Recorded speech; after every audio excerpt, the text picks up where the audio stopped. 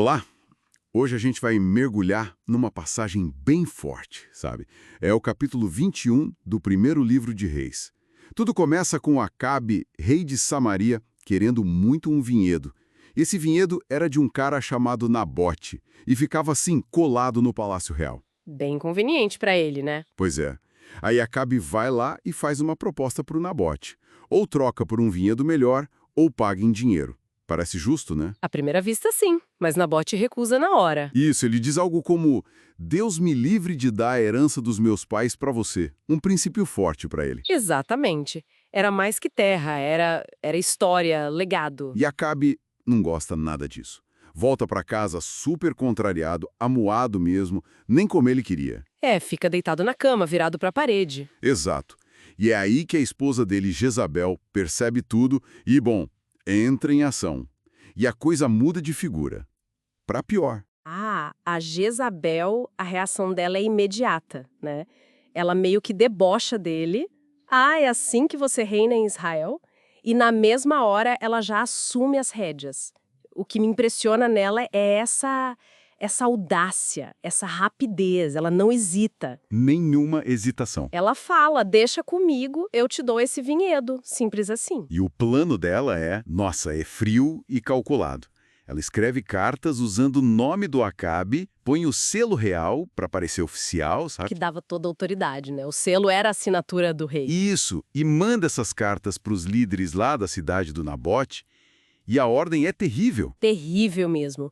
Mandou proclamar um jejum, colocar o Nabote num lugar de destaque, como se fosse para honrar ele. Mas era uma armadinha. Totalmente. E usar 2 homens, que o texto chama de vadios, basicamente gente sem valor, para acusar Nabote. Uma acusação falsa. E que acusação, hein? Pesadíssima. Blasfêmia contra Deus e contra o rei. Naquela época, isso era morte na certa, apedrejamento. Que manipulação, né? Usar a própria lei e a religião para um fim pessoal, para um assassinato. Exatamente. E o pior é que os líderes da cidade, os anciãos, os nobres, eles obedecem, cumprem tudo direitinho como Jezabel mandou. Talvez por medo, né? Ou lealdade cega. É impressionante. Então, o plano funciona. Nabote é acusado ali publicamente Levado para fora da cidade. e apedrejado até a morte. Assim que Jezabel fica sabendo, ela vai direto falar com Acabe. E fala de um jeito quase banal, né? Levanta, vai lá tomar posse da vinha. O Nabote. Já morreu. E Acabe se levanta e vai. Vai tomar posse do vinhedo que ele tanto queria. Conseguiu o que queria, mas a que custo, né? Pois é, só que a história não acaba aí, né? Pelo contrário, é agora que entra em cena uma figura-chave, o profeta Elias. Sim, Elias. Que surge como a voz da consciência divina, digamos assim. Deus manda ele ir confrontar Acabe. E onde... Justamente lá, no vinhedo de Nabote, no cenário do crime. É muito simbólico isso. E a mensagem que Elias leva não é nada suave. De jeito nenhum. É direta, dura. Assim diz o Senhor.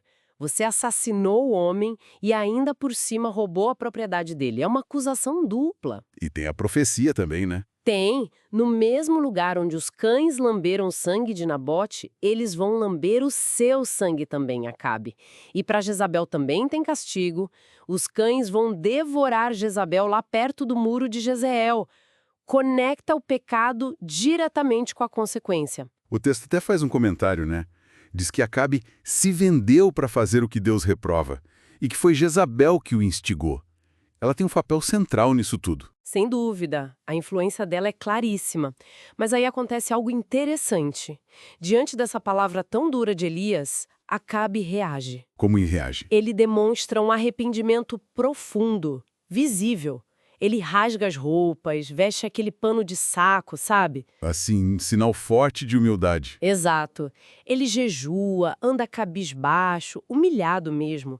É uma virada, considerando a arrogância interior. Que essa atitude dele tem algum efeito? Tem.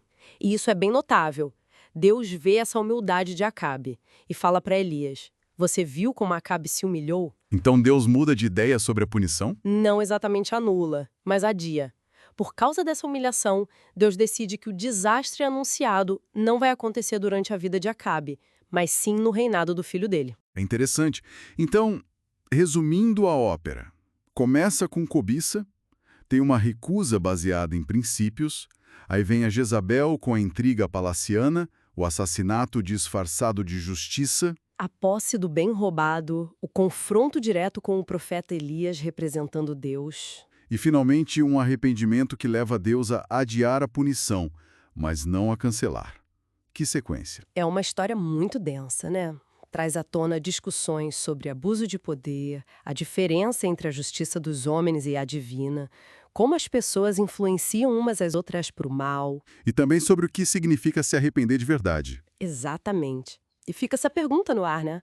O fato de Deus adiar a consequência por causa do arrependimento, em vez de simplesmente cancelar.